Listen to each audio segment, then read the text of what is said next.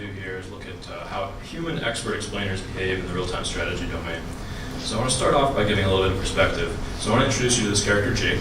So this is sort of our informal persona that we use to make sure we're continuing to think about our target audience.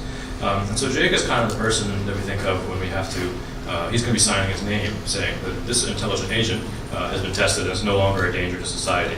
And so in order for him to have that appropriate confidence in that, they're going to want to know the reasons that these agents are doing things.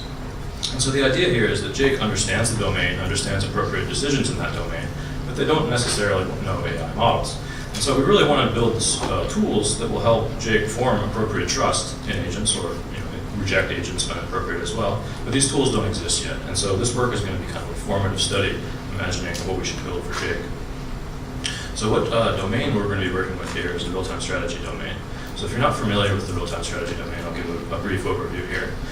So in StarCraft, similar to most other real-time strategy games, the first thing that you're going to see is a collection of resources and building an army. So here at the red box in the middle of the screen, you see an army, and they're going to go do something. What are they going to do? One option is they might be trying to scout the enemy. So investigate the enemy, figure out what they're doing. Once you know what they're doing, you can counteract it a little bit better. Another option is that they might be trying to fight their opponent. So in these games, the goal was to fight your opponent and get them out of that map, so wipe them off of it. So you see that map highlighted in red there. That's the mini-map. So it's a bird's eye view of the domain. So the people that we're going to study as they investigate this domain are called shoutcasters. If you're not familiar with that term, substitute commentators in whatever your favorite sport is. So they provide play-by-play, color commentary, that sort of thing. So notably, as shoutcasters do their job, they're doing essentially a black box agent assessment task. And so what I mean by this is they don't get to interview the players. They don't get to do brain surgery on their players. They have to observe their actions and determine if they're good or not. And this is very similar to what we think about when we think about Jake's tasks, right? Because we said that they're not an expert in AI, they know the domain only. Another important property about shoutcasters is that they're expert explainers. And so by studying them, we can learn about what human expectations are for these sorts of explanations. Another important thing is, in order for them to provide an explanation, they need information. And so we're going to be able to study how they gather that information and learn quite a bit. And so the lens we're going to use for that is information foraging theory. So this theory is based on a naturalistic predator-prey model. And in it, we essentially think of the shoutcaster as kind of the equivalent to our wolf friend here. And so this predator is then going to be hanging out in an information environment, which is decomposed in patches. So in this slide, in this picture is going to come back over and over. So if it doesn't make sense yet, it will later. And so we see some numbered patches here. And inside of these patches also will reside prey. And so we imagine prey as essentially evidence of the agent's process. And how they're going to go about finding prey is they're going to follow cues, which are signposts in that information environment, which indicate the presence of prey or not. So to return to this army we see in the middle, if we see that an army has moved out of one of the player's bases, perhaps that's a cue that that player intends to attack their opponent. So now we have some of the theoretical underpinnings. What do we actually do? So the first thing we did is we collected videos of shoutcasters doing their job. So these are professional players and professional commentators. And then we did some qualitative coding on what they said while they were doing things. So the first thing we need to do is filter this, because there's a lot of, this is for entertainment purposes as well, so there's a lot of jokes and things that don't have explanatory power, so we have to get rid of those. And then we did some other qualitative coding, which we'll get into more detail later in the presentation. After doing that, we recorded the navigations and coded them as well. So now we have some data on hand, and what kind of questions are we going to go ahead and answer with them? So the first one is, what information do shoutcasters seek and where? How do they find that information? What questions do they answer once they have information in hand? And how are those, what's actually contained within those answers? So before we jump into some results, I have a confession, and that is we have a problem. So notably here, there's a lot of patches. So we see 5 patches here that are labeled, and there's plenty more that I'm not showing you. So that's a lot, and that's a problem. A bigger problem, though, is how domain-specific they are. We don't want to be providing recommendations to the AI community in terms of production tabs and units killed and things like this, because they don't apply to other domains, like self-driving cars, or at least hopefully not. So the solution that we're going to use for this is to classify these patches by type. And in so doing, we have fewer patches that people are going to be moving between, or types of patches that we're moving between. And it also helps us generalize to other domains. So the classification strategy we're going to use for this is called the P's framework. So this sort of is a common framework for dividing up the parts of an intelligent agent. So the first letter here, P, performance, is kind of the agent's brain. So this is how the agent's going to measure its success. So we see this highlighted here in region 5, which shows how many units each player has killed. And so when we look at this display, we can reasonably conclude that the blue player is winning. They've killed more of their opponent's units than the red player. The second element of the P's model is the environment, and this is where the agent is situated. So we've already highlighted the mini-map here, and that's essentially the same deal here. Another element of the agent is the actuators, and this is sort of the agent's hands, how it manipulates the environment. And so we see an example of this in region 3, which is the production tab. These are all the build actions that the player is taking now, and we'll discuss that further in a bit. Last, we have sensors. So this is sort of the agent's eyes and ears, how it perceives the environment. And it's going to do that through the main window. And we'll discuss sensors a little further as well. So now we've classified all of our patches. So which ones were frequently used?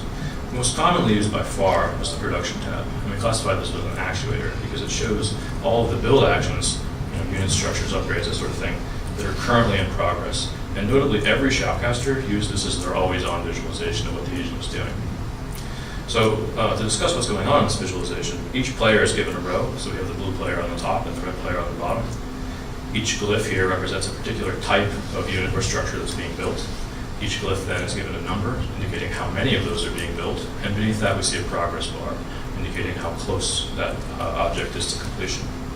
And shoutcasters put a lot of value on this information. We have a quote that illustrates it. So one shoutcaster says to their partner, "What if we took someone who knows nothing about StarCraft to teach them a few phrases and what everything is on the production tab?" And their partner then responds, "Oh, I'd be out of a job." So obviously there's a little bit of hyperbole here, but that should drive home the point that these people put a lot of stock in this information. So what other patches were frequently used? So the third most frequently used patch is what we call the vision toggle. And so within this domain, shoutcasters have powers of full observation of the environment, sort of godlike powers, if you will.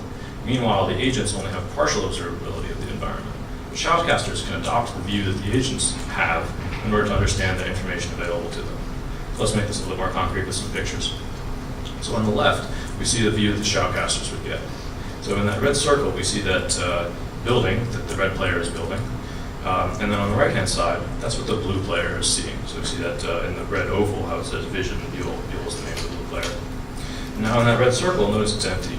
The blue player doesn't know what the red player is doing in this context. And the reason why is because this little flying bug creature highlighted in the blue square there isn't close enough. So we know that there's a potential lack of information gathering from the blue player here. So now we've defined some of these patches. So how do they move between them? So as described, the actuators, the production tab, which we see at the bottom here, these are the always-on visualization. And so all paths in this graph here that we're showing kind of start and end here. And so as described, this is very important, but they've left it for various reasons. So one place they would go is to this environment tab. And so here we see this at the bottom, the units tab. It's very similar in structure to the production tab, but notice there's no progress bars because these units all exist and are in the world. And the reason why the shoutcasters would navigate to this is that there was some sort of units co-located and they believed that there was a fight likely. So it's like a fight is brewing, they want to know what's going on in the environment. And leaving the environment, they might go back to the actuators, or they can take another step down into a performance measure. So here we see the units killed tab, which we discussed a bit earlier. And people would go to performance tabs when they saw that this fight was over, and that there's some sort of an after-action review, who won that fight, something like this. And then they would go back to the actuators. So separately and distinctly from this loop, they would investigate sensors, which we discussed in terms of the vision toggle. And so we didn't really see a stable cue as to why they would do this, but we know that their goal was to understand information gained via their scouting actions of the players. So what are the implications of all this? So first of all, as discussed, actuators were always on and very valued.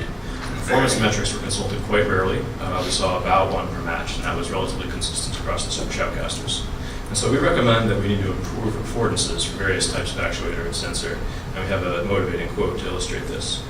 So one of the players kills a base of the other. Shoutcasters then get confused because they only observe that the thing is gone now. Like, oh man, you're right. And so then they say, oh yeah, it died during all that action. So what actually happened here is there's 2 fights going on in different parts of the map. And the shoutcasters were focused on one. Humans have trouble looking at 2 places at once, and so they completely missed the other one. So now we've kind of discussed how shoutcasters gather information, and let's inspect some of the explanations that they provide once they have information in hand. So the way we think about this is that the viewer sitting at home has certain questions in their mind. What is happening? Why is that happening? And the shoutcaster's job is to head off these questions and answer them. And so we can think about their answers in terms of the question that they would answer.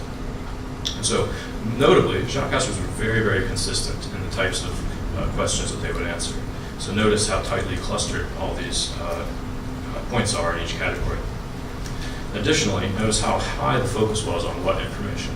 So that's sort of play-by-play, and how low the focus was on why information. And this kind of struck us as odd, because previous research indicates that why information is highly valued. And so we thought about this and formed some hypotheses on why we possibly observed what we did. So the first one is potentially that the expertise level of those involved here is relatively high. So noticeably, the broadcast structure here is these are video on demand. These are not being broadcast into people's home like the Super Bowl, for example. And so then potentially the commentators can reasonably expect a higher level of expertise from their viewer. Additionally, pro players and the observers, so in this context the shoutcasters, they might have a shared knowledge of how the domain works, and so if they expect all the behaviors, then we would potentially not see such a high interest in why, because prior literature tells us in the face of unexpected behavior, demand for why increases greatly. Another hypothesis is that it's too slow and the time cost is too high. Shoutcasters have to provide their commentary in real time, and so they cannot linger on certain actions that have happened recently ago because there's more actions coming and there's actions happening right now. Another thing to consider is this is very difficult. The cognitive cost of assembling these explanations is fairly high. And so in order to kind of clarify that point, we sort of make a compositional argument that when we provide an answer to why, we have to somehow connect what, which is sort of state information, with what could happen, which is sort of a hypothetical about the current state or the future state. So here are some quotes to make this a little bit clearer. So in the first quote, the player observes that their opponent is making flying units, highlighted in red, and so then the shoutcasters hypothesize that player will build air defense units so they don't lose to these air units. In the second quote, we take that same recipe and kind of invert it. So we start with the hypothetical of if we get warning of something, then that player will then be able to retreat behind their wall. So what are the implications of all this? So we expected more why, and we believe that potentially shoutcasters would be using a satisficing approach in order to kind of approximate why with some cheaper alternatives. And we've already previously described how there's a ton of focus on what, and the second most common category was actually what could happen. So by kind of providing the steady stream of what and what could happen, we can potentially approximate why. Another thing is we have the other two codes, judgment and how-to, which allow comparison to a general rule. So let's make this more concrete with some quotes. So in this first quote, we have a statement that this army composition is in general really good. And so you can imagine this is an answer, so the answer to a question like, why did he choose this army composition? Well, it's good in the abstract, and so maybe it's not working here, but in general it's good. In the second one, we see a how-to. So this is sort of a recipe of how to defend yourself. So in the first part, we see that the agent is being attacked. So then the shoutcaster recommends that they produce units to defend themselves, which then means that they're not having workers. So you can imagine this is an answer to a question like, why doesn't the player have more workers? So to jump in a little bit deeper in these explanations, we're going to talk about some of the properties and objects present in here. So this is a co-occurrence matrix, and across the top we see various properties, adjectives and adverbs. These are sort of the spatial, temporal, and quantitative properties that are being used to modify the nouns and verbs that you see on the left-hand side. So a darker color in these cells means that there's a higher likelihood that this property is being used to modify that object or action. So let's dive into some of these cells. So first, spatial properties. These generally indicate territorial control. So in this quote we see that the way they've arranged their units in this arc is allowing them to block their opponent. So sort of, this space is mine, you don't get to use it. Additionally, quantitative properties indicate the importance of certain units in this domain. So in the first quote, we see there's too much supply. So here supply is being used in a very generic fashion. We don't know what's in that. It could be a variety of things. All we know is there's too much of it. So we have a non-specific quantity being combined with a non-specific type. And this contrasts with our second quote, where again, we're keeping this non-specific quantity, a lot, not enough. But now we're getting type information, marines, marauders, and stalkers. And this contrasts with the third example here, where once again we get type information, workers. But now we've gained very specific quantity, 5. So this tells us that perhaps workers are more important than things like marines and marauders in this domain. So what are the implications of all this? So first of all, content coding results can potentially be used in natural language generation, or essentially prior probabilities. Additionally, we saw how spatial and speed properties succinctly communicate strategies. And last, quantity, while it illustrates importance, is potentially very important to us because it indicates the abstraction levels that the shoutcasters are thinking about collections of objects. Is this group of objects being thought of as a single unit to be given one command to, or a collection of individuals who are given individual commands to? So, to conclude, we as a research team believe that humans can benefit from studying human explainers. In this study, we've revealed the commonly used patches, in particular the actuators, as well as some foraging patterns that they used. And lastly, we showed how potentially approximate Y using a satisficing-based approach, and that we feel that if we explain our agents like a shoutcaster, we can succinctly communicate their strategies. And I want to close with one final statement, that this study is one half prepared. So here we try to capture the supply of existing explanations. And another study, which is presented in IUI 18, we did a lab study which is trying to capture the demand for explanations by sitting them down and having to do this shoutcaster task. Thank you for your attention.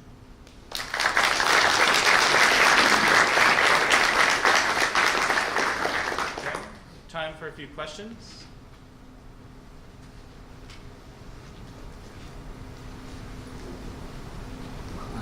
Hey, thanks for your great talk.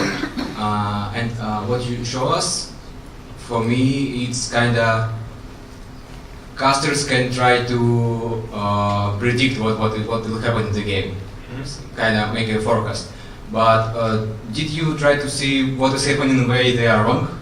How they try to correct their prediction, or how they try to explain it? We didn't really see that too often. Generally speaking, in that example we showed where there's something that was missed, that was sort of an example where they made an error. Is that kind of what you're asking about? Mm-hmm. They didn't linger on these things. As described, they have to stay in real time. So if it's like we made an error, we just sweep it under the rug and keep moving. So okay. It didn't happen that often as well, I'll mention. Okay, thank you.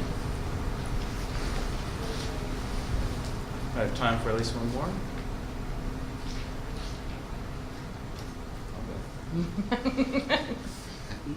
guess that was very clear. Okay. Zach Tubes, New Mexico State.